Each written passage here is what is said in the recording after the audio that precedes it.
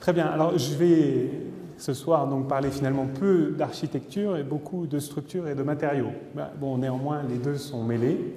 Alors, merci beaucoup d'être présent dans un cours qui paraît, dans une conférence qui est un petit peu en dehors des sujets habituels. Alors, déjà, le titre qui est sous-jacent à les composites ont-ils un avenir dans les bâtiments et génie civil? Eh bien, tout simplement, la réponse est matériaux et structures innovants. Donc, c'est un travail qui a été réalisé par moi-même et mon éminent collègue Jean-François Caron à l'unité de recherche Navier. Très bien. Alors, je vous montre, c'est peut-être pas très classique dans une école d'architecture, mais j'ai fait un plan.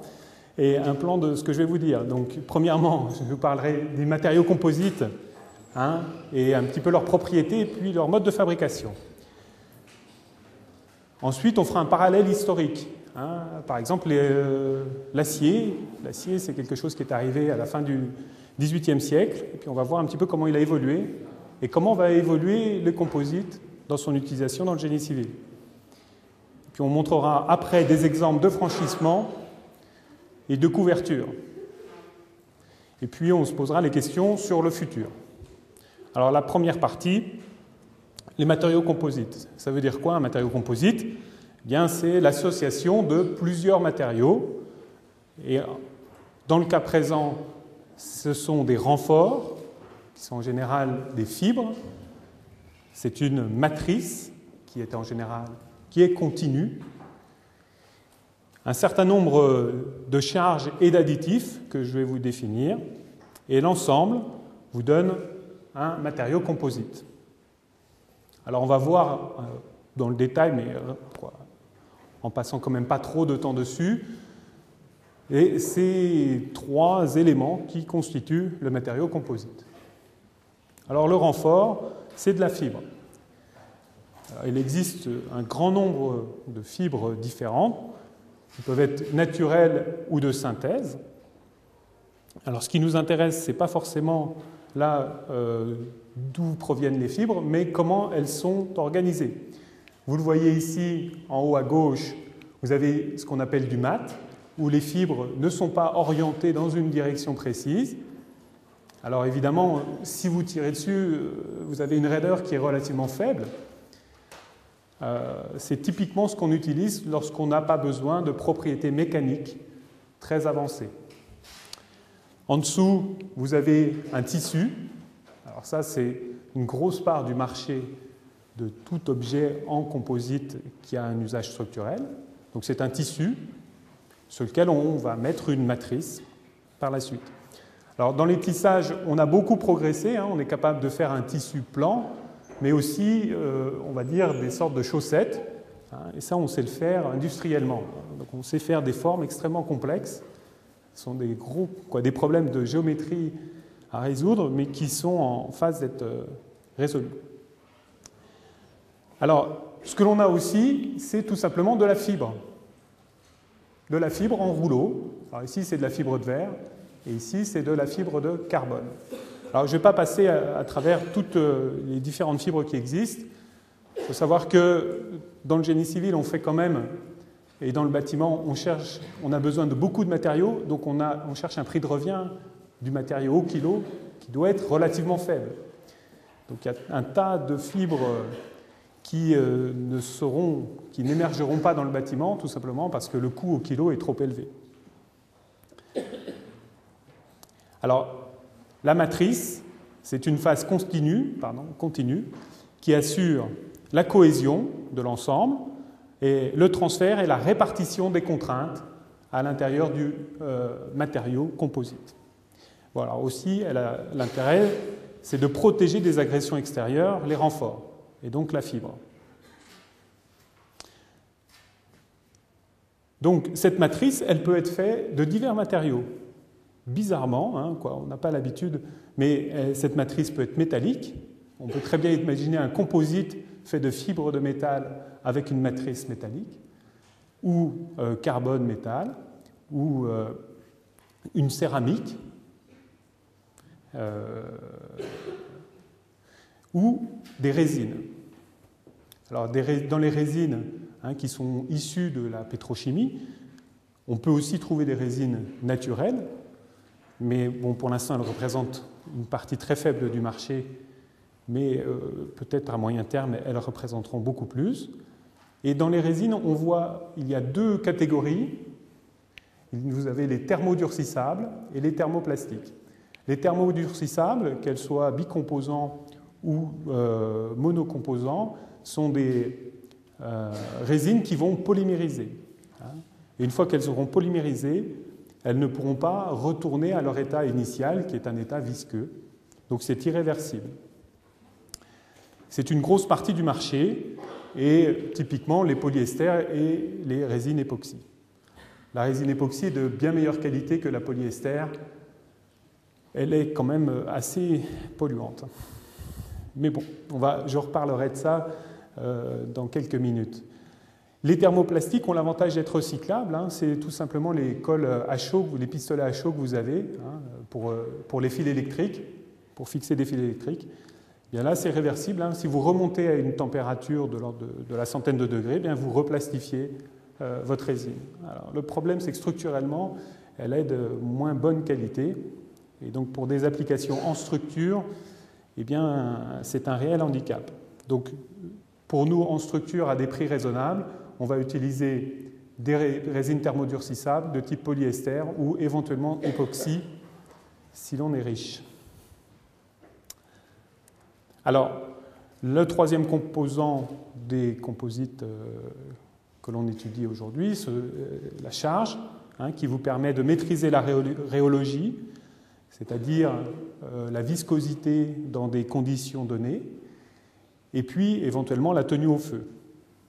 Et puis on peut imaginer aussi avoir des additifs spécifiques pour améliorer le mouillage des fibres, qu'il y ait une bonne cohésion qui se crée entre la matrice et les fibres. On peut éventuellement avoir un accélérateur, un catalyseur aussi, ou aussi des gel coat. Gel coat qui est tout simplement un gel de surface que l'on met pour avoir cet effet, on va dire, plastique de l'objet en composite qu'on réalise.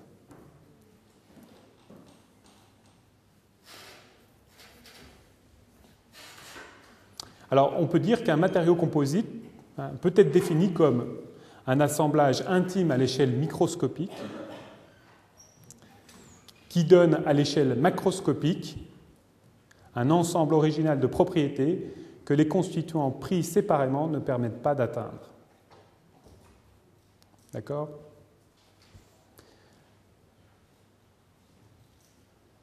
Alors, on peut regarder ce matériau à une échelle relativement faible. Par exemple, ici, vous avez sur 4 mètres de long un échantillon qui ne fait que 200 microns. Donc, je vous rappelle, c'est à peu près 1/5 de millimètre. Bien là, on voit les fibres. Et en fait, c'est un tissu, puisqu'on a des fibres dans l'autre direction. On voit les fibres qui ont été coupées. Et évidemment, vous avez de la matrice qui s'est mise autour.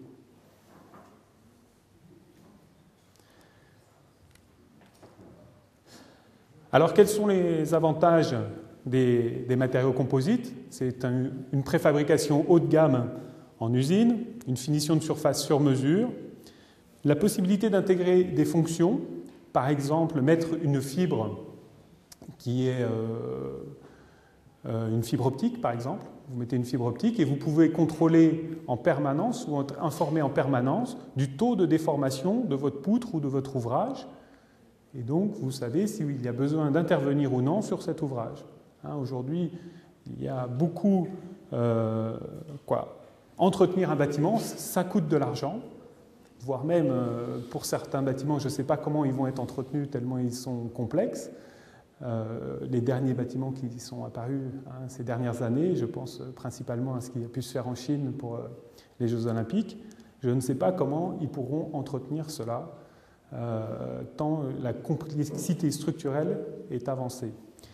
Alors là, l'avantage de mettre par exemple des fibres optiques à l'intérieur de votre structure, vous pouvez être informé en permanence de l'état de santé structurel de votre construction et ça vous permet d'éventuellement planifier une intervention.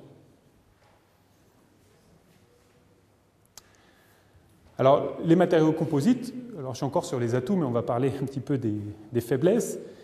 C'est une résistance extrêmement élevée, combinée à une faible densité. On a un matériau qui est léger et très résistant. Alors là, on se dit, c'est parfait. On va voir après que non. Alors, c'est aussi une très grande résistance à la fatigue. La fatigue, c'est quoi? C'est lorsque je charge et je décharge une structure. Imaginez, typiquement, c'est le pylône d'un télésiège. Il est chargé, déchargé, on a un nombre de cycles extrêmement élevé. Et il y a eu beaucoup d'effondrements dans les années 80 à cause de ça. C'est tout simplement la fatigue qui a fait que les soudures ont cassé. Alors ça a été assez dramatique. Depuis, on a bien évidemment durci les normes et vous voyez, fort heureusement, on n'a plus ces problèmes-là. En tout cas, ces matériaux ont un comportement à la fatigue qui est extrêmement bon, à la différence par exemple de l'aluminium, qui est un matériau qui a eu beaucoup de problèmes à la fatigue. Alors évidemment, on a beaucoup progressé depuis, mais ça a posé beaucoup de problèmes quand on a commencé à utiliser l'aluminium, et spécialement dans les avions. Puisqu'un avion, quand vous décollez, vous le mettez sous pression, puis quand vous arrivez en bas, vous arrêtez, vous enlevez la pression. Donc vous le gonflez, vous le dégonflez en permanence. Et bon, là aussi, il y a eu quelques cas catastrophiques. Alors évidemment, la résistance à la corrosion, vous connaissez. Et puis, une autre résistance aux influences des produits chimiques. Alors dans des environnements agressifs, on sait que l'acier, il lui faut une protection extrêmement importante. Et ça, tout ça, ça a un coût. Et dans le cas des matériaux composites, on a cet avantage, c'est d'être très résistant vis-à-vis de ces agressions. Alors, bon, maintenant, regardons le problème complètement, c'est-à-dire regardons maintenant les faiblesses. Eh bien, on a un matériau qui a une faible rigidité. On va faire un petit rappel de mécanique quand même, pour bien différencier résistance et raideur. Et de ce matériau, les fibres, globalement, les fibres utilisées dans les matériaux composites ont une faible rigidité. Et ça va être un vrai handicap. Ça va être un vrai handicap. Le prix, alors le moins cher des matériaux composites, c'est finalement utiliser de la fibre de verre et du polyester. Et là, vous sortez à peu près à 3 euros le kilo. L'acier est aux alentours de 1 kg, 2 euros le kilo. Seul le verre est à peu près compétitif. Le carbone est à peu près à 30-40 euros le kilo. Alors évidemment, ce n'est pas les mêmes densités, mais du coup, le carbone est un peu exclu du marché de la construction actuellement, compte tenu de son prix. Et puis alors toutes les autres fibres, je pense aux aramides de type Kevlar et autres, là elles sont carrément exclues car elles sont vraiment trop chères. Et elles n'ont sans doute pas les propriétés mécaniques adéquates. Donc on va nous s'intéresser, et je vais détailler, principalement 2 fibres qui sont des candidats sérieux. Ce sont la fibre de verre et éventuellement le carbone dans certaines applications. Alors, comme tout nouveau matériau, en tout cas nouveau matériau dans un secteur donné, il y a absence totale de normalisation et de certification, et donc d'assureurs. Et vous le savez, la construction, eh bien, pour être capable de construire, il faut être capable d'être assuré. Donc, si les assureurs prennent peur, eh bien, vous ne construirez pas en matériaux composites. Donc ça, c'est un obstacle majeur. Un autre obstacle, ce sont les assemblages, et on va voir pourquoi. Les mécanismes d'endommagement qui sont assez complexes, parce que vous avez un matériau qui est fibré, alors l'ouverture d'une fissure dans une direction, bien, ça peut causer des problèmes. Et puis vous avez un manque de ductilité. Alors ça va me permettre de définir un petit peu ce qu'est ductilité. Alors, prenons pour ça, nous sommes obligés de faire, on va faire un petit test virtuel. Nous avons sur l'axe des abscisses ici la déformation et en ordonnée la contrainte que l'on met, ou autrement, ou tout simplement la force qu'on l'on met par unité de surface. Alors si je prends un matériau et je vais mesurer, j'imagine ce matériau, considérons ce matériau, et je tire dessus, et je vais répertorier à chaque force que je mets, je vais regarder sa déformation. D'accord? Donc je regarde, j'imagine je tire comme ça, je suis à peu près, on va dire, dans cette zone-là. Si je reprends, j'étais là, si je tire un peu plus fort, eh bien, qu'est-ce que je vais faire? Ou je tire sérieusement plus fort, eh bien, j'ai créé une déformation plastique. C'est-à-dire que, regardez, quand je reviens, si vous vous souvenez, parce que je ne pourrais pas revenir à l'état initial, j'avais un élément qui n'avait que quelques centimètres de longueur. Là, j'ai tiré fortement dessus. J'étais, au début, mon premier test, j'étais dans une phase qu'on appelle élastique, et donc réversible. Et puis, je suis passé au-delà de la phase élastique, je suis allé dans une phase plastique qui a déformé de manière permanente mon ressort. Et j'en ai qu'un, heureusement, je ne me suis pas raté. Donc, je suis allé là, et puis pour atteindre la rupture, j'aurais dû tirer encore beaucoup plus fort. Alors, ce qui est intéressant, c'est que j'ai un matériau que je vais préférablement utiliser dans sa phase seulement élastique, c'est-à-dire, par exemple, le bâtiment dans lequel nous sommes, nous l'avons chargé en rentrant dans l'amphi, puis on va le décharger tout à l'heure, et il va reprendre sa forme initiale. Là, il est légèrement courbé, enfin on ne le voit pas, mais on le déforme élastiquement, puis quand on va partir, il va reprendre sa forme initiale. Alors, si jamais on le chargeait beaucoup trop, eh bien, on irait dans une phase plastique. On aurait des déformations permanentes et on serait capable d'évacuer le bâtiment en voyant que les déformations sont trop importantes et on l'aurait évacué. Donc ça, ce matériau, qui est une phase élastique puis plastique, c'est un matériau que l'on appelle ductile. Il a l'avantage de nous prévenir avant d'avoir rupture. Et il faut savoir que tous les matériaux utilisés dans le bâtiment et le génie civil ont ce comportement ductile. Soit ils ont ce comportement ductile intrinsèquement, comme l'acier, soit ils l'ont macroscopiquement. Par exemple, l'utilisation du verre structurel est apparue qu'au moment où on a réussi à faire du verre feuilleté. Parce que le verre seul, c'est un matériau fragile, mais le verre feuilleté, comme les ruptures n'auront pas lieu aux mêmes endroits, si vous commencez à casser ce verre, eh bien, qu'est-ce qui va se passer? Vous aurez un comportement pseudo-ductile et il vous préviendra avant de s'effondrer. Alors vous allez voir d'ailleurs la fissuration de ce verre et vous pourrez évacuer le site avant de prendre le panneau de verre dessus. D'accord? Donc on cherchera toujours dans le génie civil et le bâtiment à avoir un matériau qui a un comportement ductile. Alors si je fais le même test avec de la fibre de carbone, de la fibre de verre, alors ce sont deux typologies différentes, mais peu importe, eh bien je m'aperçois d'une chose, je tire dessus, donc j'ai ma phase élastique, et ça casse d'un seul coup, sans prévenir. Je suis un epsilon avant, tout va bien, un epsilon après, tout est cassé. Alors, ça pose un énorme problème. Une rupture soudaine, eh bien, dans notre domaine, c'est tout simplement inacceptable. Alors, ce qui est intéressant, c'est que je peux aussi regarder la pente de cette droite. Vous regardez, si j'ai fait un test sur que de la résine époxy, je m'aperçois que pour une déformation importante, j'ai mis qu'une petite force. En revanche, pour la fibre de verre, pour une déformation donnée, eh bien, j'ai mis une certaine force. Mais je m'aperçois que pour une beaucoup plus petite déformation, eh bien, je vais avoir la même force pour le carbone. Ou, si je dis les choses autrement, pour une déformation de 1, j'ai la fibre de verre qui a une force, il me faut une force de à peu près 500. Pour une déformation de 1 en carbone, il me faut une force de 2200. Donc je m'aperçois que la fibre de carbone est beaucoup plus raide que ma fibre de verre. Et cette raideur, c'est ce qu'on appelle le module de Young. Un matériau est caractérisé par beaucoup de paramètres, mais pour nous, les deux variables qui sont importantes, c'est bien la résistance et la raideur qui est définie par ce module de Young. Et cette raideur, elle est tout simplement définie par la pente que l'on observe ici. Alors voilà, on a cet énorme problème, c'est d'avoir un matériau qui est fragile.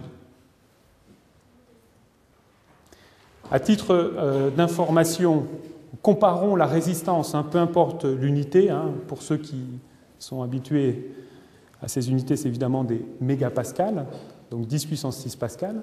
La résistance des matériaux, de différents matériaux, eh bien, vous avez l'acier qui est à 355, il est à comparer à la fibre de verre qui est à 600, donc à peu près 2 fois mieux. Donc on est beaucoup plus résistant que de l'acier, la fibre de verre. Et puis le carbone qui est à 2000, et encore, c'est le plus mauvais carbone que vous pouvez trouver. Il y a des carbones qui sont à 5000, 5600. Donc on peut être jusqu'à 15 fois meilleur qu'un acier courant. Et puis, à titre d'exemple, je vous ai mis le titane qui est éventuellement un bon candidat pour la construction, mais on va voir, il a des faiblesses. C'est comme le seul matériau qu'on peut vous vendre qui est garanti 100 ans, le titane, mais il a une faiblesse colossale. Eh bien, c'est tout simplement sa raideur. Regardons la raideur. Alors, la raideur, elle s'exprime aussi en pascal, préférablement plutôt en gigapascal, donc 10 puissance 9. Et finalement, peu importe l'unité, là encore une fois, ce qui est intéressant, c'est de comparer. On voit la fibre de verre, elle est plus résistante que l'acier courant, et le carbone est largement plus résistant que l'acier courant. Eh bien, est-ce que, en termes de raideur, cette rigidité du matériau, donc cette capacité pour une déformation donnée de reprendre un effort important ou non, eh bien on s'aperçoit que l'acier, il a une valeur de 210, la fibre de verre, elle est 7 fois inférieure. Et encore, j'ai pris une bonne fibre de verre. C'est le composite, résine plus fibre. L'ensemble vous fait 30 GPa. Donc on est 7 fois moins rigide. On peut l'illustrer tout simplement. Si j'avais une poutre en acier ou une poutre en fibre de verre, si je mets une charge dessus, la flèche de ma poutre en fibre de verre, elle serait 7 fois plus importante. Et ça pose un vrai problème parce que les humains n'aiment pas trop marcher sur des choses qui sont un peu trop souples. On préfère des choses rigides.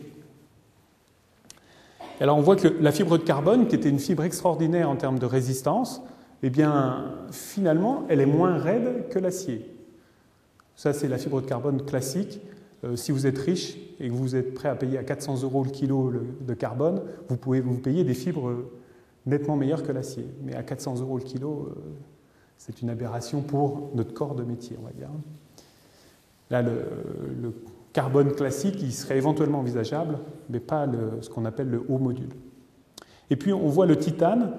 Eh bien, le titane, pourquoi il n'émerge pas dans notre industrie? Tout simplement aussi parce qu'il n'est que encore un matériau très résistant, mais qu'il n'est pas assez raide. C'est la moitié de la raideur. Donc vous prenez une poutre en titane ou une poutre en acier, vous mettez une charge dessus, la poutre en titane, elle a beau être beaucoup plus résistante, elle a quand même une flèche qui est deux fois plus importante. Et ça va sans doute la disqualifier vis-à-vis de nos critères de notre industrie. Alors, maintenant que j'ai parlé un petit peu des fibres et que j'arrête avec les problèmes de physique et des paramètres comme ça, c'est juste ces deux paramètres qu'il faut garder en tête. On va regarder un peu les procédés, comment on a de la fibre, on a de la résine, comment on fait pour en fabriquer. Eh bien, le process vraiment classique qui a été très utilisé jusqu'à ce jour, c'est ce qu'on appelle le moulage au contact. Eh bien, vous avez un moule et vous venez mettre du tissu sur votre moule. Alors, votre tissu, il a en général une forme 2D, c'est un tissu, et vous avez une forme 3D, du moule, qui peut être assez complexe. Et d'un seul coup, pour mettre le drapage, pour mettre votre tissu, ça peut être assez compliqué, surtout si vous voulez contrôler l'orientation de la fibre.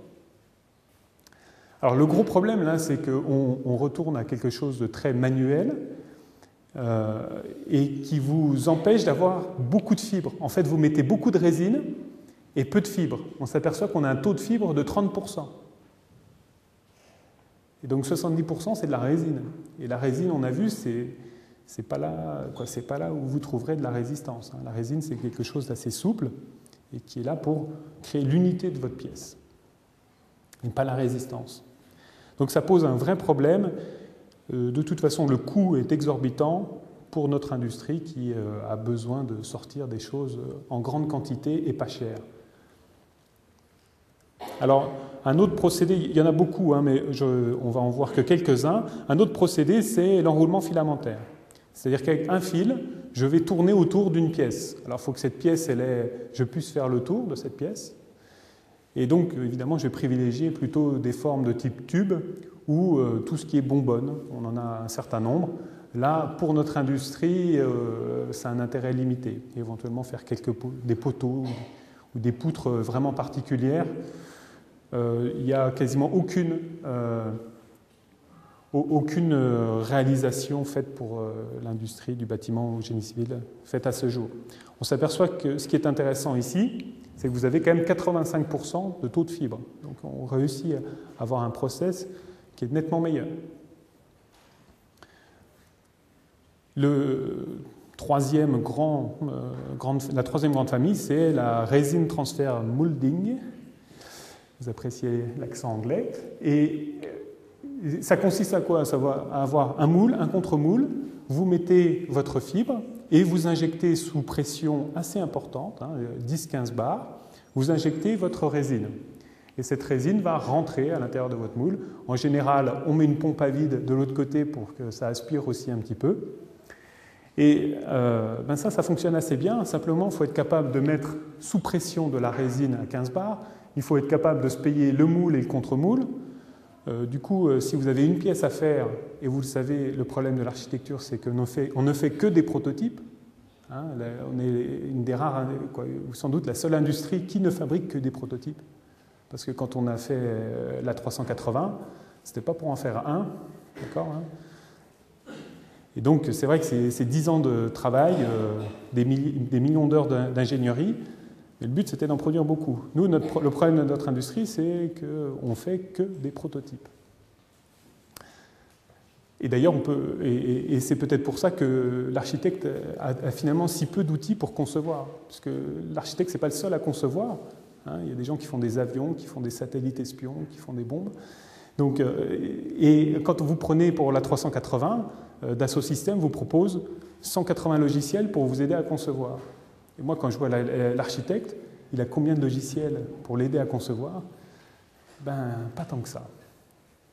Enfin bon, c'est un autre problème. Alors, ce procédé est sans doute pas applicable, ou alors pour des grandes quantités de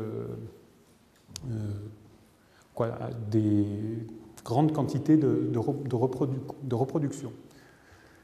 Alors une autre technique qui commence à émerger, qui semble être assez pertinente, c'est l'infusion. Donc c'est un procédé qui est assez proche du procédé que je vous ai montré précédemment. Alors vous n'avez qu'une seule surface qui est propre. Vous mettez vos fibres, vous mettez votre résine sous une pression mais relativement légère, mais surtout vous l'aspirez en faisant le vide. Alors une pompe à vide, ça ne coûte rien, c'est vraiment, vous pouvez le faire dans votre garage, il n'y a aucun problème. Du coup, ici vous avez le vide, et cette partie-là, c'est tout simplement une sorte de sac plastique, et qui est, à cause du vide, vous plaque l'ensemble contre le moule. Ça permet de faire de très grandes pièces. Alors, du coup, il faut éventuellement plusieurs pompes à vide. Là, le jeu est différent. Il faut être très malin sur où vous faites rentrer la résine et où vous mettez vos pompes à vide. Alors, ça peut se calculer ou ça peut être un grand bricolage. Ça dépend de l'argent que vous avez, on va dire. Une autre technique qui est, alors, celle-là est assez prometteuse pour notre industrie, c'est la pultrusion. Alors, vous avez remarqué que je maîtrisais l'anglais parfaitement, surtout l'accent. Et quand vous tirez, c'est tout pull, me semble-t-il. Donc, au lieu de faire de l'extrusion, on fait de la pultrusion. C'est-à-dire, on tire sur un objet qui est celui-là. Mais en fait, cet objet, il est réalisé par de la fibre. Alors ici, vous avez de la fibre qui vient à cet endroit-là et qui est concentrée dans un polymérisateur et qui vous permet de sortir des objets comme celui-là, un tube creux en fibre de verre, avec, vous le voyez, un taux de fibre extrêmement important et des choses qui peuvent faire la longueur que vous voulez, sous réserve d'avoir une grande usine, où vous ouvrez les portes de l'usine, à ce moment-là, vous faites des kilomètres de tubes comme ça. D'accord ? Donc là, d'un seul coup, on se dit, tiens, ça peut être intéressant pour nous, puisque on a un prix de revient qui est relativement faible, un process qui est relativement simple. Hein. Pour faire polymériser l'ensemble, hein, ces fibres, ce que je n'ai pas dit, c'est que ces fibres passent dans un bain de résine, donc elles ont un peu de résine sur elles, elles arrivent ici, on les chauffe à 180 degrés, elles polymérisent, et voilà, il y a votre objet qui sort. D'accord, c'est assez étonnant. Donc c'est relativement peu cher. En fait, en termes d'énergie dépensée, ben, ce n'est pas grand-chose, hein, puisque si vous le comparez à l'acier, il faut quand même monter à 1500 degrés, 1700 degrés pour faire de l'acier, et là vous êtes à 180 degrés. Donc c'est un process extrêmement intéressant. Et évidemment, c'est sur celui-là qu'on a beaucoup travaillé. Alors, on est capable de faire un petit peu toutes les formes. Hein. Ici, des panneaux de diverses grandes sociétés, que sont Mansell et Marietta. Et ce sont des panneaux sandwich avec des âmes particulières. Et tout ça fait avec de la pultrusion. Et à des coûts acceptables. On voit, on peut faire des grandes dimensions. On peut commencer à entrevoir une application dans notre domaine d'activité. Alors juste un petit commentaire hein, sur la consommation et l'utilisation des résines. Ce sont des résidus du pétrole, on est d'accord? Alors, bon, je travaille pour aucune industrie pétrolière, mais il faut regarder le problème sainement. C'est-à-dire que le pétrole, vous voyez, dans son utilisation dans l'Europe de l'Ouest, c'est à 87%, il est grillé dans des moteurs de voitures ou dans des chaudières. Alors l'utilisation du pétrole de cette manière-là, c'est vrai qu'il est largement contestable, puisque vous remettez du CO2, et puis de toute façon vous vivez à crédit, puisqu'à moyen terme il n'y en aura plus. En revanche, l'utilisation des 4 derniers pourcents, hein, qui est fait pour faire des plastiques, et si on les utilise bien pour faire des résines, là, si on prend le matériau pétrole comme étant un matériau, une ressource, une matière première comme les autres, comme du minerai de fer, hein, vous prenez du minerai de fer de la terre, c'est un problème aussi.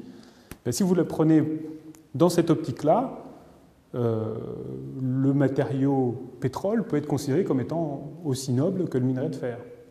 Donc il n'y a pas de condamnation à avoir de l'utilisation des pétroles. Ce qui est important, c'est la transformation que vous en faites, et puis comment vous gérez sa fin de vie. Ça, c'est fondamental.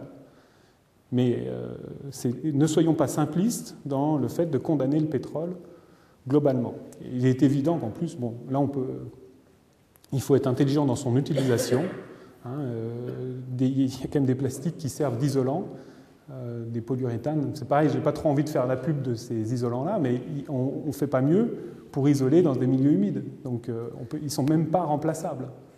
Hein, on peut essayer avec n'importe quel isolant écolo, ça ne passe pas. Même si je préférais que ça passe avec des isolants écolos. Hein. Franchement, c'est pas vrai. Ça me fait mal au cœur de faire de la pub pour du pétrole, mais il faut être honnête, il y a des applications où il est irremplaçable. Voilà. Alors, on a détaillé ce matériau composite, et puis on va regarder un petit peu quel est le cahier des charges pour la conception de structures dans le bâtiment. Alors c'est quelque chose que vous allez faire en collaboration avec des ingénieurs. Lui, le concepteur ingénieur, on va dire, il vérifie deux choses. L'état limite ultime, hein, c'est la première chose. L'état limite ultime, il ne faut pas qu'il y ait de rupture brutale de l'objet que l'on considère, dans lequel on va vivre ou marcher dessus. Et c'est une vérification qui est basée sur les contraintes. C'est-à-dire qu'il ne faut pas que les contraintes à l'intérieur du matériau excèdent une certaine valeur, sans quoi on risque d'avoir une rupture. Donc ça, c'est une première chose. On s'aperçoit que là, dans l'état limite ultime, nos matériaux composites ils doivent être bons, puisque si on parle de contraintes, on a vu, les matériaux composites sont meilleurs que l'acier courant.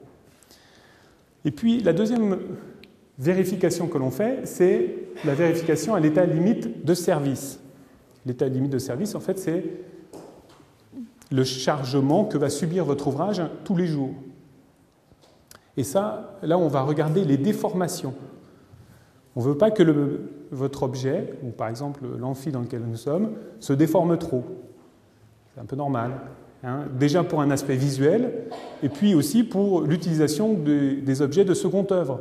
Par exemple, si on avait une structure extrêmement souple, eh bien, on ne pourrait plus ouvrir les portes si vous marchez trop près ou il y a trop de gens près de la porte. Hein, ça gênerait énormément tout ce qui est organe de seconde œuvre. Donc nous, on veut, dans le bâtiment, on veut des structures qui aient une certaine résistance, mais surtout qui soient très rigides. Et là, ça nous fait du mal, parce que, bon, à titre d'exemple, hein, vous pouvez prendre un profilé pultrudé de 12 mètres de portée, bon, vous mettez quelques sacs de sable dessus, ça vous fait une flèche d'1 mètre 40. Le matériau, en fait, en termes de résistance, vous pouvez croire qu'on va le casser, en fait, pas du tout. Là, on est encore en train de le chatouiller. Hein, le matériau composite, dans les contraintes que vous lui mettez, on va dire, il peut résister à 600, là, il est à peu près à 100, à peine. Okay, donc, on peut dire qu'on le chatouille. Hein, il est loin de casser. Simplement, si on voulait faire un pont de ça, évidemment, vous voyez le problème. Ça poserait, avec une flèche d'1 mètre 40, quand vous marchez sur une poutre de 12 mètres, vous avez vite le mal de mer. Donc là, on voit bien que ce n'est pas compatible avec l'état limite de service. Alors, comment répondre à ce problème ? Voilà, comment répondre à ce problème ? Alors, comment, à l'apparition d'un autre matériau, hein, qui était l'acier, comment l'acier a répondu ou s'est trouvé sa place dans le monde dans lequel il était en compétition ? Ben, on s'aperçoit d'une chose, c'est que la première utilisation structurelle de l'acier, elle a été faite en Angleterre en 1779. Alors apparemment, c'était un fabricant de rails de chemin de fer hein, qui était à côté et qui a fait un pont. Moi, ce qu'on peut voir, alors moi je ne suis pas un historien des sciences, mais on peut voir que la forme utilisée reprend fortement la forme du pont en pierre classique. Hein, c'est-à-dire que là, l'utilisation du matériau acier n'est pas du tout optimum. On cherche à faire un arc uniquement comprimé. On ne prend pas en compte les propriétés extraordinaires hein, du matériau acier. On reproduit les formes connues. Ça, c'est en 1779. Puis après, l'acier, il vit quand même sa vie et son utilisation et la révolution industrielle. On voit apparaître des choses qu'on ne faisait pas avant, en tous les cas exactement comme ça. Eh bien, ce sont tout simplement les treillis. Alors, l'acier est quelque chose d'extraordinaire. Hein. Ses propriétés élastoplastiques permettent de tout simplement le boulonner. On va voir que ce n'est pas le cas des matériaux composites. Dans le cas présent, ce n'est pas boulonné, mais c'est rifté. Et donc, on voit l'acier qui suit sa vie et ses spécificités de matériaux. Et puis, on peut dire une sorte d'aboutissement, sans doute pas architectural, mais d'ingénierie, sur la Tour Eiffel. Où dans la Tour Eiffel, vous avez des treillis, dans lequel vous avez des treillis, dans lequel vous avez encore des treillis. Il y a un début de hiérarchisation de structure, de treillis, de treillis, de treillis. Et là, comme l'acier se boulonne très facilement, c'est tout à fait adéquat à ce matériau. Si demain vous devez faire la Tour Eiffel en matériaux composites, vous ne pourrez pas reproduire, ou il ne serait absolument pas pertinent de reproduire ce choix technologique. Voilà pour le matériau acier, hein, qui a commencé par copier d'autres matériaux, puis a trouvé sa propre voie. Alors qu'en est-il pour les matériaux composites ? Eh bien, regardons un petit peu. Alors, bon, je vous dis rapidement, les matériaux composites à usage non structural, hein, c'est l'utilisation de bardage, de couverture, de piscine, de sanitaire, tout ça. Là, je ne vais pas en parler parce que ce n'est pas trop l'objet. Il est utilisé, en tous les cas, comme effet de pare-feu en Angleterre, hein, parce que si vous avez une structure en acier qui a un revêtement qui est trop faible, eh bien, il est préférable de, par exemple, l'utiliser pour de mettre un pare-feu en composite, par exemple. Donc, on va regarder en termes d'utilisation structurale. Eh bien, on va voir 3 applications, la réparation par renforcement, les franchissements et puis les couvertures. Bon, c'est une classification qui est ce qu'elle est. regardons premièrement la réparation et renforcement. Hein, si on souhaite augmenter la capacité d'une structure, hein, soit pour réparer une fissuration, soit aussi pour pallier à une oxydation ou un éventuel risque de séisme, eh bien une technique qui est très utilisée actuellement, c'est tout simplement de coller dans la partie inférieure, ou en tout cas dans la partie nécessaire, de coller. Aujourd'hui, on ne colle quasiment que de la fibre de carbone. Hein. Donc on colle de la fibre de carbone en sous-face, et ça permet d'améliorer les capacités de la poutre considérée. Alors ce que l'on fait, par exemple sur l'autoroute A6, ils sont en train d'élargir un pont, plutôt que de casser deux ponts et d'en refaire un nouveau parce qu'il n'était pas calculé pour, eh bien on est venu scotcher quelques kilomètres de carbone en sous-face du pont, et ça a permis de rajouter une voie sans aucun problème. Ça, c'est une technique qui commence à être largement aboutie, hein, en termes de réparation et renforcement. Vous avez même une recommandation qui a été réalisée. On va dire que cette utilisation du composite comme pansement des erreurs ou des changements d'utilisation d'un ouvrage, c'est quelque chose qui fonctionne, qui est abouti et qui ne pose aucun problème. Hein, les résines qui sont utilisées, vous pouvez faire les tests que vous voulez. Vous prenez de la fibre de carbone de la résine, vous le mettez sur le béton, vous essayez d'arracher la fibre, mais en fait vous arrachez le béton. Hein. Donc tout ça est au point et fonctionne très bien. Alors, qu'est-ce qu'il en est des franchissements complètement composites? La première réalisation qui a été faite, c'est à Aberfeldy, en Écosse. Alors, ce qui est incroyable, ça a été fait en 1994, quasiment la préhistoire. Eh bien, c'est une passerelle entièrement en composite. Hein. Ce sont les poteaux ou les câbles sont entièrement en composite, et le tablier aussi. Vous avez quand même une portée de 64 mètres entre les deux poteaux.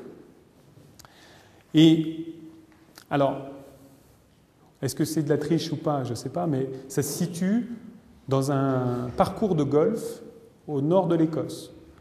Alors, la chance pour avoir la passerelle extrêmement chargée, enfin plus chargée que par 3 golfeurs, est quand même relativement faible. Donc, vous voyez, c'est un superbe objet, mais qui n'a jamais été chargé et qui ne sera jamais chargé.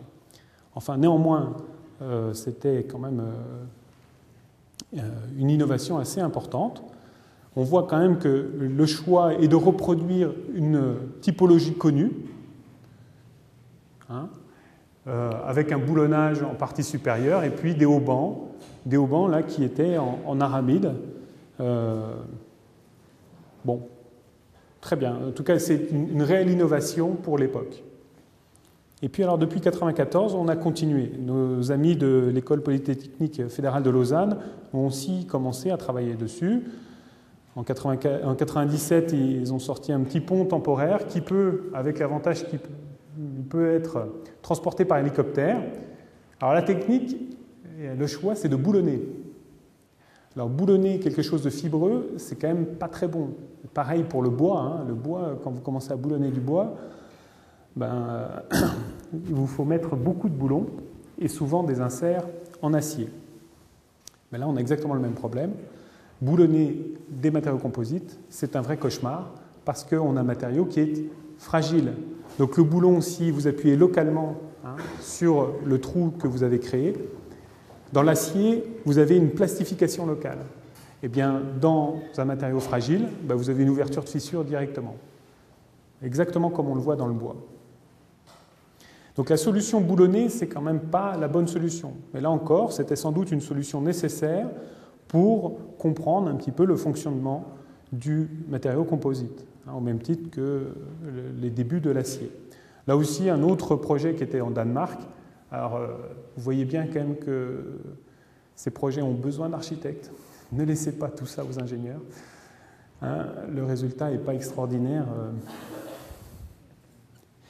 Mais c'est une structure qui est boulonnée, un tablier qui fait quand même 40 mètres de portée, encore avec la technique du haubanage. Alors en France, on en a réalisé un, mais on est tellement timide qu'on n'a fait que les haubans. Les haubans sont en carbone, les haubans sont en carbone et le tablier et les poteaux sont en acier. Donc c'est la seule utilisation que l'on a actuellement sur un vrai franchissement en France. Hein, donc on a un vrai retard là-dessus. Là, le choix a été fait d'utiliser des haubans en carbone. Alors évidemment avec une résistance très élevée, même si là on a une rigidité qui est un peu plus faible, on a mis un peu plus de carbone, ça n'a pas trop posé de problème. Bon, voilà. Une autre solution qui a été développée aux États-Unis, c'est tout simplement de sortir du pultrudé en taille importante. Vous le fabriquez en usine, vous le posez en 5 minutes et vous avez un pont. Alors évidemment, là, l'exemple est particulier puisque vous avez une portée de 5,38 m, ce qui est quand même pas colossal. Mais là, encore une fois, il faut quand même commencer par quelque chose. Ça permet quand même de faire passer le trafic normal d'une route, c'est-à-dire faire passer des camions jusqu'à 18 tonnes sans aucun problème. Alors en dessous, vous avez une structure en acier qui permet de contrôler les déplacements et le vieillissement de l'objet, hein, puisqu'on n'avait quand même pas un franchissement incroyable. Mais elle n'agit pas structurellement. Ça, c'est juste pour vérifier et regarder les déplacements en cas de chargement ou dans le vieillissement. Une autre solution qui a été faite en Espagne, là, on reprend le concept de bowstring. Donc, bowstring, c'est un arc qui est sous-tendu et qui a quand même une portée de 38 mètres. Mais là encore, on utilise les technologies classiques du boulonnage et on recopie quasi exactement la solution acier. Mais de toute façon, on sera moins bon que l'acier puisqu'on est moins raide que l'acier. Donc on mettra plus de matière. Bon, il faut savoir que la fibre de verre est quand même 4 fois moins dense que l'acier. Donc on s'y retrouve à peu près. Hein, vous avez quand même quelque chose qui a été monté en 3 heures hein, et porté directement par... L'ensemble a été porté directement par une grue. Ça n'a posé aucun problème. Vous savez, couper une voie ferrée quelques heures, la facture s'élève en plus de dizaines de milliers d'euros. Donc il est évident que là, juste le gain de poids vous permet de vous retrouver dans le surcoût de matière que vous avez utilisé. Néanmoins, on a un matériau qui n'est pas utilisé pleinement. Alors comment on peut faire mieux ? Eh bien, une solution qui vient d'être réalisée dans la banlieue de Moscou par un bureau d'études hollandais qui s'appelle Lightweight Structures. Eh bien, là, l'idée, c'était de faire un moule, utiliser la technique de l'infusion. Alors là, on voit la bâche, on commence à mettre sous vide, et vous avez l'objet qui est sorti d'usine ici. Alors, il est assez énorme, mais finalement, il est relativement léger et mis en place, pareil, en quelques heures. Alors là, encore une fois, ce n'est pas un franchissement incroyable, hein. Vous avez une vingtaine de mètres de portée. Mais néanmoins, on peut voir qu'il y a une réelle évolution et on commence à utiliser la fibre dans son utilité première, c'est-à-dire on n'a pas tous ces problèmes de boulonnage et autres, on n'a qu'une structure en un seul tenant. On utilise relativement bien la matière. Alors on peut peut-être aller encore au-delà. Hein. L'idée, c'est de dépasser l'innovation par la reproduction. C'est ce que je vous ai montré jusqu'à maintenant. Hein, ce qu'il faut se trouver, c'est les solutions tailor-made. L'utilisation des matériaux avec des procédés économiques, compenser la faible souplesse que l'on a et même utiliser cette souplesse. Et puis minimiser les assemblages, hein, puisque les assemblages sont un réel problème. Alors, comment on peut faire en termes de franchissement ? Bien, une solution nous a été donnée par Léonard de Vinci. Léonard de Vinci qui propose son idée, lui c'était plutôt pour faire la guerre, nous c'est plutôt pour faire des ponts. Prenons l'exemple, c'est une catapulte que vous reconnaissez ici, qui est tendue par un câble. D'accord ? Si je mets une charge ici, c'est-à-dire un poids, le poids de cet objet, il va passer où ? Alors déjà, j'observe qu'en mettant mon poids, je n'ai quasiment pas de déplacement. Hein, la forme est quasiment gardée, elle est très très faiblement changée. Alors où passe la charge de ce poids? Elle passe ici en flexion dans la poutre? Bien non, elle passe en compression dans mon câble. Un câble tendu, c'est finalement un poteau potentiel. Hein? Ça vous va comme réflexion? Un câble qui est tendu, c'est quelque chose qui est capable de reprendre de la compression. Donc cette idée de précontrainte, alors elle n'est pas nouvelle, hein, on ne l'a pas inventée, d'ailleurs elle est très ancienne, mais grâce à la précontrainte, je suis capable de reprendre, de faire agir un câble en compression. Si vous êtes d'accord avec moi, on peut continuer. Alors, à partir du moment où on a connaissance de cela, il ne nous reste plus qu'à l'appliquer à l'exemple d'un pont. Je prends par exemple une poutre sur 2 appuis qui est initialement légèrement courbe. Simplement, cette poutre, par exemple, qui ferait 12 mètres et une épaisseur relativement faible, elle serait trop souple pour pouvoir franchir ces 12 mètres. Eh bien, l'idée, c'est je rajoute un câble ici. Donc, en rajoutant le câble, je vais remettre quasiment à plat ma poutre. Mais cette poutre, elle veut reprendre sa forme initiale, donc elle précontraint mon câble. Du coup, mon câble est prétendu et j'ai une poutre qui est donc sur 3 appuis. OK ? 3 appuis, dont un appui qui est en câble. Vous marchez sur le câble et c'est un poteau. Vous avez donc un poteau qui a une section qui est absolument ridicule, de moins d'1 cm². Et vous pouvez reprendre de l'ordre de la tonne sans aucun problème. Alors, quels sont les avantages? Vous avez un poteau qui ne risque pas de flamber. Donc, il peut avoir une longueur extrêmement importante. Là, il est court, mais il pourrait être très long. Le flambement, c'est lorsqu'un objet s'effondre dû à un effort de compression. Là, on n'a pas de problème de flambement puisque notre objet est tendu. Mais c'est quand même un poteau. L'objet global n'est pas sensible à un tassement différentiel. C'est vrai que si, par exemple, ici, ma fondation vient se tasser, eh bien ici, je n'aurai pas trop de problème puisque mon élément va juste un petit peu se détendre. Il faudra juste retendre un petit peu et mon objet sera utilisable.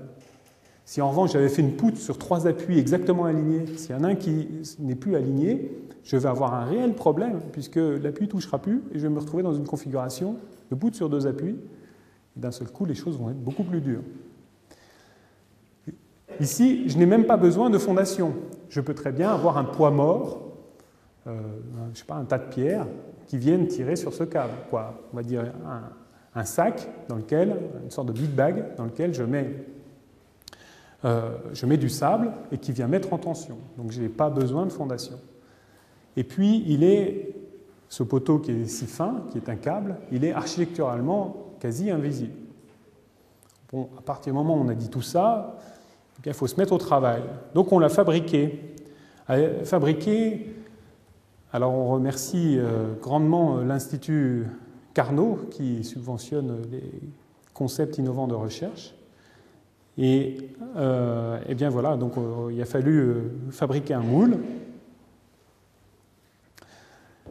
créer le panneau sandwich. Et là, dans le cas présent, c'est un panneau sandwich. Alors ici, vous voyez, on ne voit pas de la fibre, mais on voit du mat. En fait, c'est la dernière couche. Les fibres sont en dessous. Là, le mat, ça sera vraiment qu'un revêtement de surface pour pouvoir marcher dessus. Alors, pendant qu'on y était, on a mis un petit peu de fibre optique dans la partie supérieure, ce qui nous permettra de voir un petit peu l'état de santé ou l'état de contrainte à l'intérieur de l'objet. Donc, on met une bâche plastique, on met sous vide, et puis on infuse. Et là, vous voyez l'infusion, donc on voit la résine qui se répand, avec des plaques quand même assez importantes où la résine n'est pas apparue. Mais ça n'a pas posé trop de problèmes, on a quand même réussi à infuser complètement la poutre. Alors, une fois qu'on a démoulé et puis on l'emmène, voilà un petit peu l'objet, donc 12 mètres de portée, une épaisseur relativement faible, qui est à peu près de 18 cm. Donc on la pose sur ses fondations. Et alors, comment mettre en tension le câble ? Eh bien, si vous réfléchissez, vous mettez la charge équivalente qui va être prise par le câble. Du coup, on remet la poutre à plat.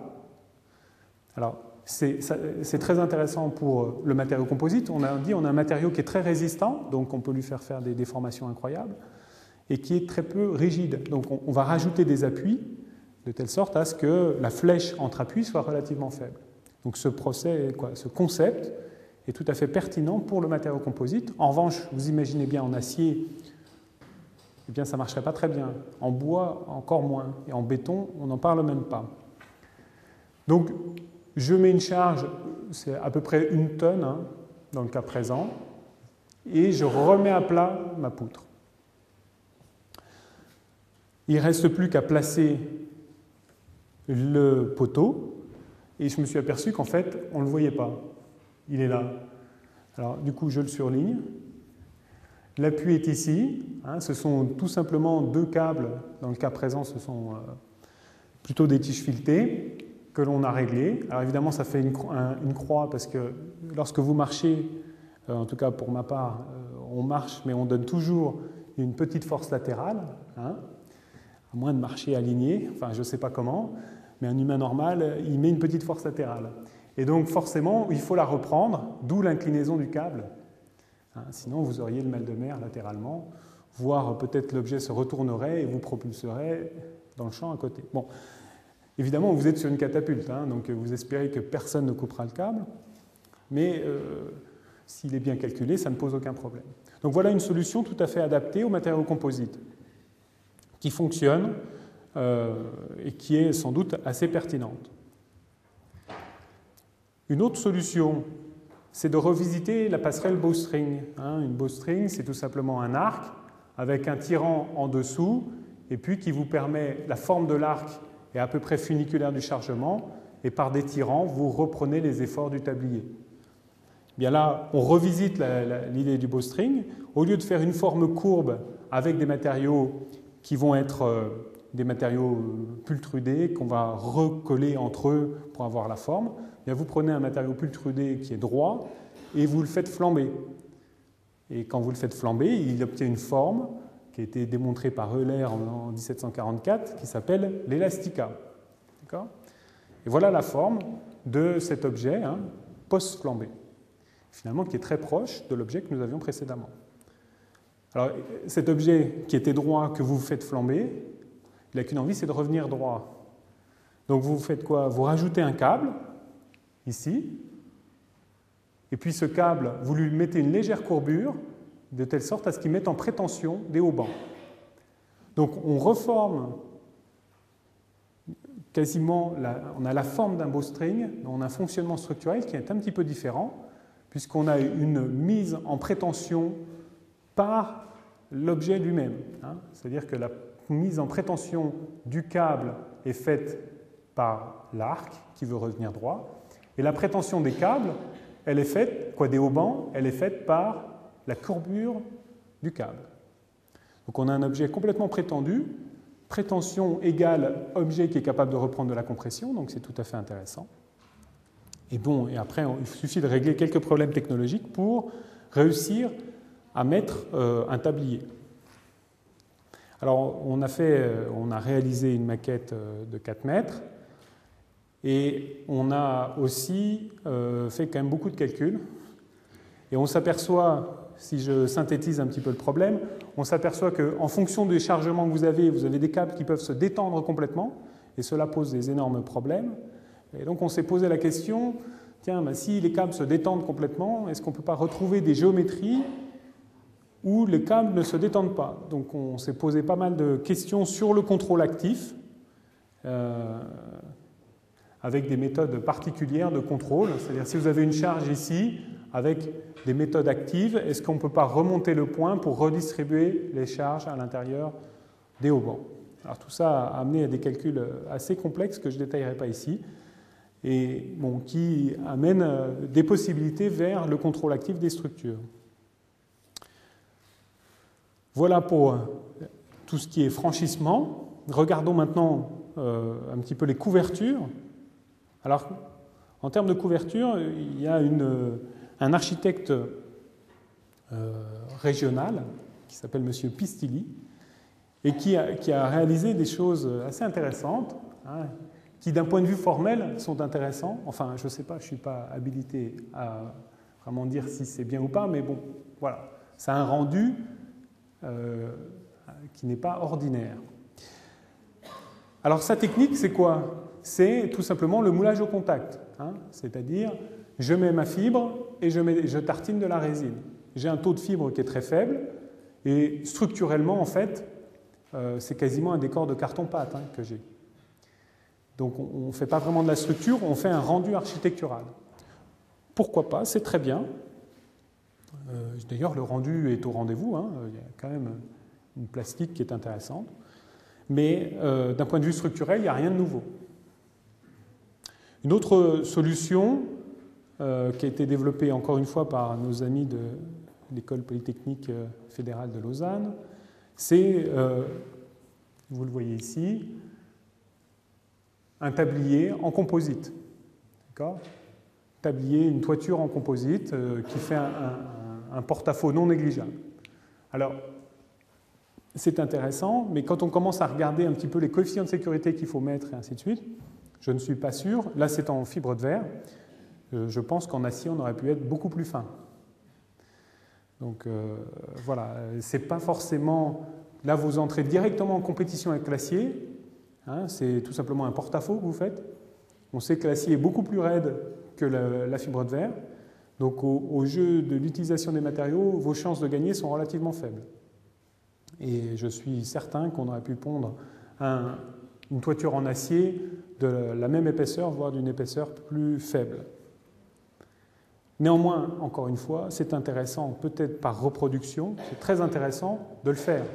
Hein, ce n'est pas une critique de nos amis suisses, c'est très bien, mais il n'y a pas de, on va dire, d'innovation majeure en le faisant. Alors, si on regarde nos matériaux très résistants et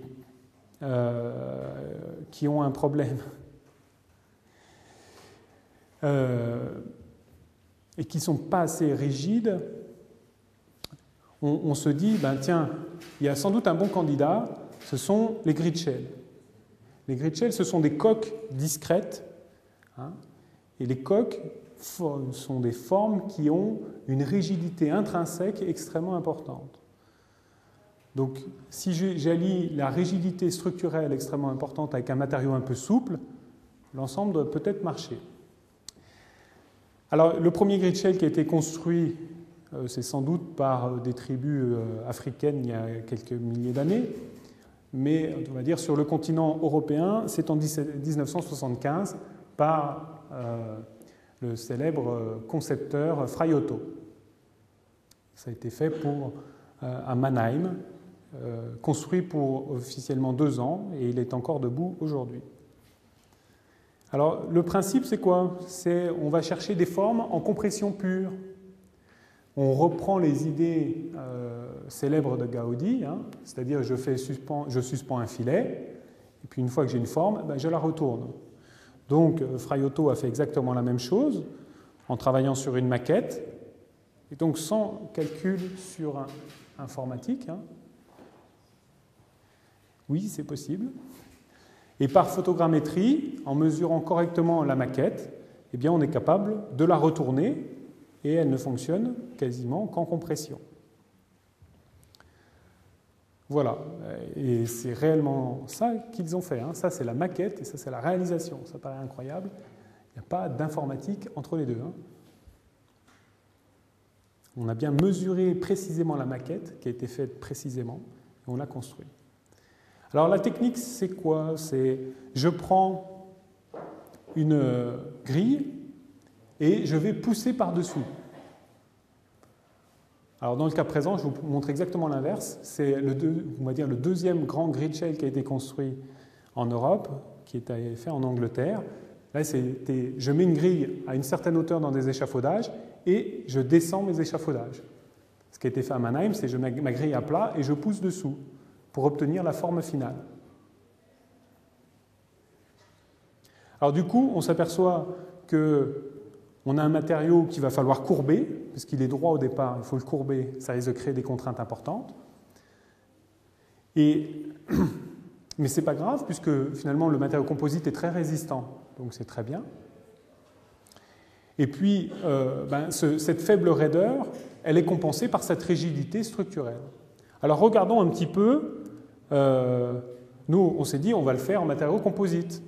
Donc du coup, on a embauché des petites mains, je rigole. Donc on a eu plusieurs thèses qui ont travaillé dessus. Et pour valider le concept. Alors là, le concept est tout simple, hein, c'est on prend une barre, on regarde les déformations, hein, cette barre initialement elle est droite, on regarde les déformations que l'on a, les contraintes qui sont engendrées, les coefficients de sécurité qu'on réussit à avoir, et puis on essaie de conclure sur la faisabilité ou non de la construction. L'autre chose, eh bien, c'est de regarder le fluage et la relaxation. Si vous chargez de manière importante et dans le temps une structure en composite, est-ce que finalement elle ne flue pas, c'est-à-dire elle ne s'écoule pas, la flèche augmente. Donc il a fallu quand même regarder un petit peu tout ça. D'ailleurs, à titre d'information, j'avais oublié, un exemple d'élément en pultrusion, je vais peut-être le faire passer, c'est typiquement ces objets-là, qui sont faits avec un pourcentage de fibres important, et c'est avec ça qu'on a construit notre grid shell. Donc, une fois qu'on a validé un petit peu ce matériau, eh bien, on est passé au deuxième obstacle, qui est la simulation. Puisque Fraiotto a fait ça manuellement, en 2005-2006, on ne pouvait pas se permettre de faire des maquettes aussi précises. C'est un coût colossal de faire des maquettes aussi précises. Donc, on a fait une simulation informatique. Alors, il a fallu trouver la bonne méthode mathématique pour représenter le modèle. Je vous passe un petit peu les détails, mais pas grand monde sur Terre exprimait les choses de cette manière-là. Donc il a fallu casser un certain nombre de problèmes, de barrières, pour être capable de représenter un matériau qui se déforme dans ses proportions. On y est quand même arrivé, grâce à notre élève brillant en thèse, hein, et toute l'équipe qui travaillait dessus. Donc je pars d'une grille à plat, numériquement, et je pousse par-dessous, virtuellement, pour obtenir une forme. Et puis, une fois que j'ai la forme désirée, je mets un contreventement. Et oui, parce que ici, je n'ai pour l'instant qu'une grille de poutre. Et là, je l'ai contreventée. Donc là, j'ai une coque, là, j'ai une grille de poutre. Et vous remarquez que je peux déformer cette partie en cette partie en cette partie, parce que j'ai l'équivalent d'une sorte de macro-matériau qui n'a pas de résistance en cisaillement. Vous pouvez toujours essayer de prendre une feuille de papier, sans la déchirer, d'obtenir une forme libre. Ben, vous voyez que vous pouvez faire quoi? Un arc de cercle, ou un arc de cercle, voilà, ou un cône. Vous ne pouvez rien faire d'autre sans déchirer votre feuille de papier. Là, on a une espèce de macro-matériau, hein, cette grille de poutre, qui n'a pas de résistance en cisaillement et qui me permet de faire une forme libre. Et d'ailleurs, la grande question, c'est comment je contrôle cette forme libre. C'est le gros problème. Parce que là, pour l'instant, je pousse par-dessous, numériquement, j'obtiens une forme, mais je ne la contrôle pas. J'obtiens déjà une forme, c'est pas mal. Alors, bon, comme on est aussi des praticiens, on s'est dit, on a le résultat numérique avec les équations qui vont avec, on va le construire. Donc forcément, on l'a construit. Alors, vous ne le savez peut-être pas, mais juste à côté de l'école des Ponts, il y a l'école nationale de sciences géographiques, qui sont des experts en topographie. Donc on en a profité, ils nous ont implanté le grid shell que nous souhaitions construire. Alors évidemment, on a choisi une couleur discutable et des assemblages typiques d'échafaudage. D'accord ? Donc on fait notre grille à plat, et puis puisqu'on a quand même fait pas mal de sport dans notre jeunesse et beaucoup d'haltérophilie, eh bien il n'y a plus qu'à pousser. Alors évidemment, bon, on a recruté des plus gros, hein, quoi, et on a poussé par-dessous avec nos petits bras, jusqu'à obtenir la forme désirée. Alors tout ça a été calculé, on approchait les choses, même si c'était manuel, on était très loin de faire des choses au hasard, hein. On avait des points cibles à atteindre, que l'on a atteints en poussant assez fort. Bon, résultat des courses, on a obtenu la forme. Alors, quelque chose de classique, c'est on a quand même chargé la structure. Alors, le truc que vous trouvez classiquement, c'est tout simplement de mettre des poubelles et de les remplir d'eau. Et on a regardé un petit peu les déformations. Les déformations qu'avait notre structure. Vous remarquez que pour l'instant, je n'ai pas mis de contreventement. Et bien là, avec un chargement de 2 tonnes, eh bien vous aviez 40 cm de flèche. Bon, ça fait un déplacement de 40 cm, ça fait quand même beaucoup. Alors après, on a mis le contreventement. Alors pour ceux qui sont des experts, vous remarquez que le contreventement est un peu spécifique. On a des hexagones et des triangles. Et on sait que l'optimum aurait été de trianguler complètement. Donc on n'a pas une triangulation extraordinaire. Bon, néanmoins, on a refait un chargement de cette structure-là et on est passé de 40 cm de déplacement à 2 cm. D'accord ? On a multiplié par 20 la raideur de la structure. Multiplié par 20, c'est colossal, en rajoutant, on va dire, 50% de matière. Alors on a une structure ici qui couvre à peu près 150 mètres carrés, qui a un poids qui est de l'ordre de... Parce qu'on a des noix en acier, on a un poids au mètre carré qui est de l'ordre de 3 kg, 4 kg, et un coût au mètre carré qui défie absolument toute solution structurelle. Du coup, bon, on s'est dit qu'il fallait quand même remodifier. Là, on a bien fait passer notre triangulation. Et là, on crée une coque de très bonne qualité et qui nous a permis d'augmenter significativement la charge de ruine. Alors, comme on l'avait construit et que ça fonctionne, il est construit depuis 2 ans et demi. Alors bon, ça, c'était l'occasion de publication dans la célèbre... le célèbre journal de l'Association internationale pour les coques et structures spatiales, dont la plupart des grands ingénieurs européens et japonais, puisque c'est une spécialité européenne et japonaise, les structures spatiales, sont membres. Donc c'est extrêmement intéressant. Et du coup, on a couvert. Alors vous voyez, on n'est pas architecte. Donc on a fait un stage chez les cirques Pinder, on a juste changé la couleur. Voilà, alors, bon, il est maintenant couvert. Prix de la couverture, si vous la payez, le façonnage, ainsi de suite, vous avez un prix de revient qui est de l'ordre de 60 € du mètre carré, tout compris, sans payer les ingénieurs, les concepteurs, mais sinon... si vous payez tout le monde, vous n'allez pas à plus de 100 € du mètre carré. Donc vous êtes capable quand même de sortir une couverture qui est bien en dessous du prix du marché, en plus avec l'option d'avoir des formes libres, ce qui est à la mode aujourd'hui, mais là c'est de la forme libre efficace, et ce n'est pas de la forme libre de carton-pâte, parce qu'il y a certains architectes, et on peut les citer, tout ce que fait un peu Guéry, et tout simplement, vous regardez le musée de Bilbao, c'est une quasi-insulte à l'écologie.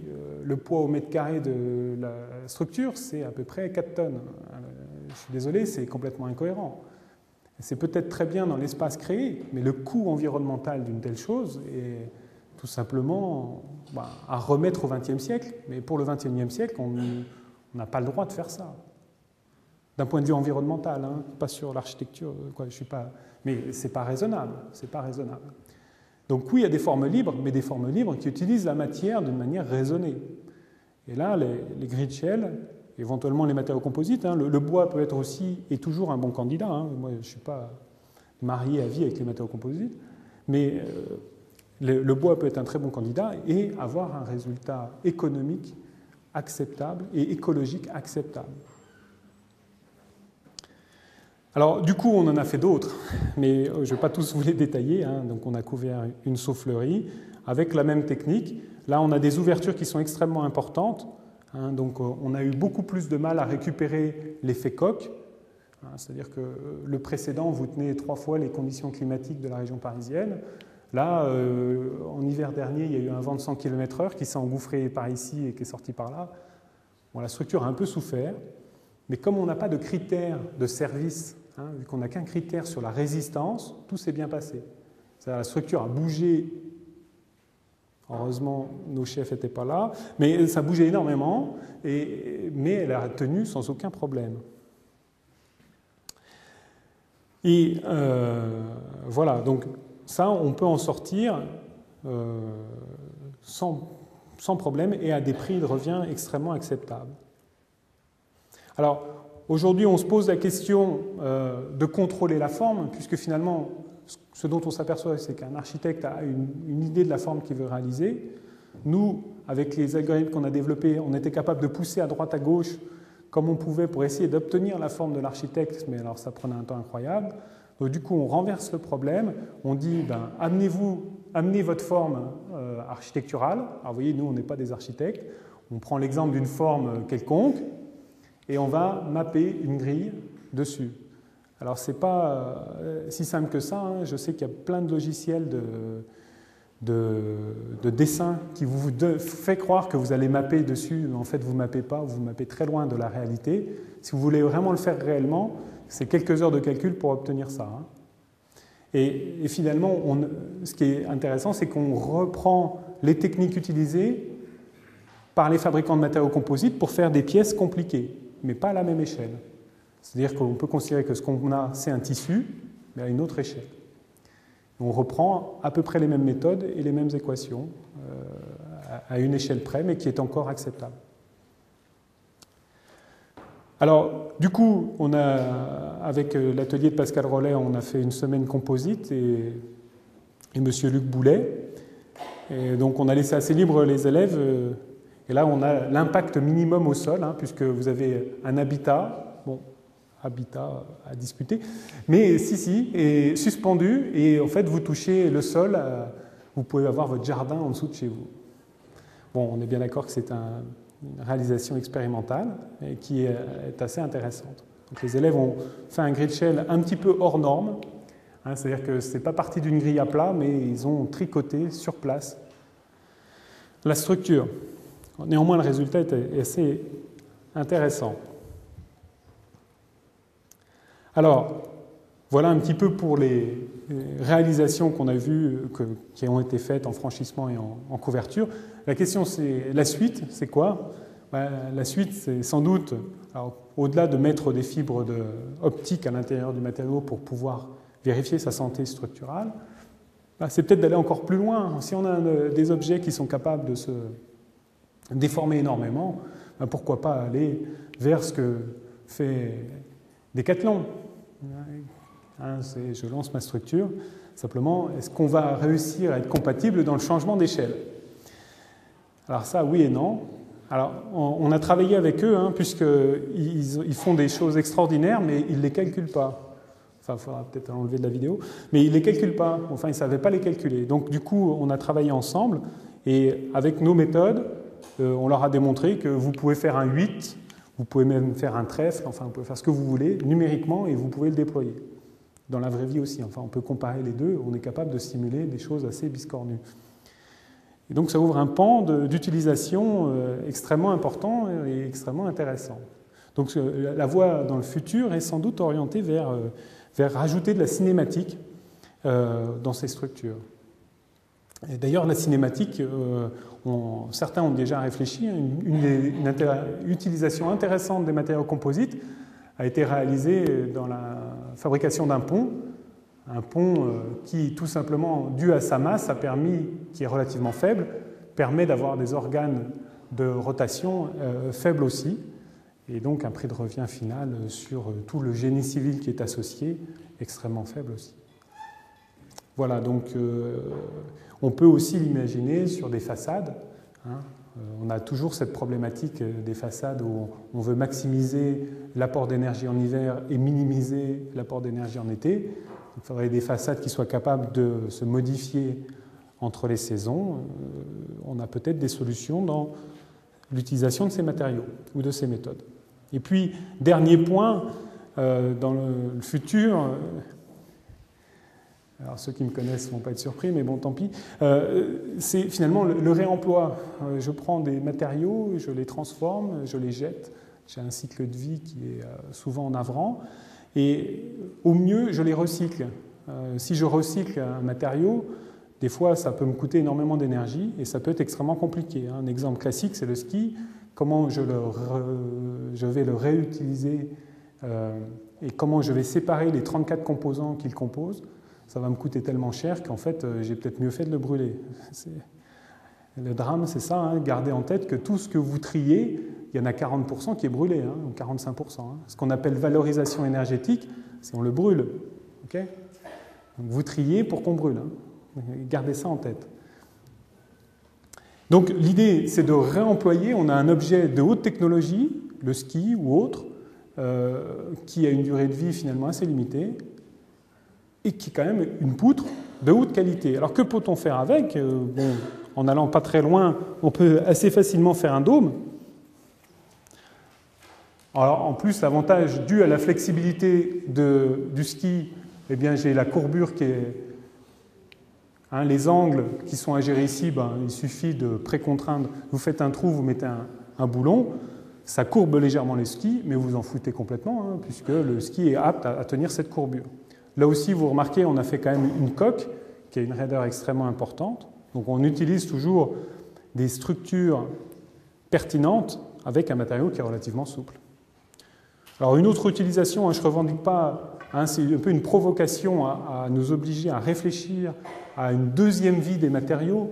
Hein, on devrait peut-être obliger les fabricants d'objets à durée de vie limitée, on devrait leur obliger à une réutilisation pertinente et non pas une retransformation du matériau, parce qu'on a toute la perte de technologie. Un autre exemple, ce sont toutes les canettes de coca ou soda. Eh bien, vous avez quelque chose qui a demandé des milliers d'heures d'ingénierie. Hein, l'épaisseur de la paroi, c'est 80 microns, c'est extraordinaire. Ils réussissent même à peindre avant de la transformer. Hein. L'emboutissage est incroyable. Et vous avez ça, au mieux, classiquement, elle va dans une poubelle, au mieux, elle est recyclée. Donc on perd toute cette technologie, et puis on retransforme un matériau, donc on retombe, il faut refaire fondre, le coût énergétique reste très élevé. J'ai un objet de haute technologie, peut-être qu'on peut faire autre chose avec, tout simplement en les mettant ensemble, en mettant une peau inférieure et supérieure, je peux tout simplement créer une poutre en matériaux composites. J'ai ma poutre en matériaux composites. Il y a eu un collage, on est monté à 120 degrés. Ici, c'est tout simplement du tissu de fibre de verre avec un petit peu de résine. Donc c'est tout bête, c'est le niveau zéro du réemploi. Et simplement, c'est du réemploi structurel. Et on s'aperçoit que ici, on a fait quelques essais et on est très proche de la qualité des nids d'abeilles, hein, des âmes, parce que ça, on appelle ça une âme dans un panneau sandwich.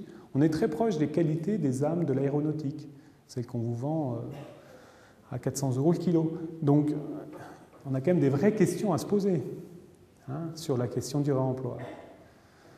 Voilà. Alors, je vais m'arrêter là, puisque j'ai dit que je tenais 1h30, donc l'heure et demie est tenue. Mais gardez bien en tête, cette réflexion sur les réemplois, là, c'est quelque chose dont on a tous accès. Et avec ce réemploi, on peut refaire des structures composites avec des matériaux composites et tout à fait pertinent dans un bilan global environnemental respectueux. Voilà, merci.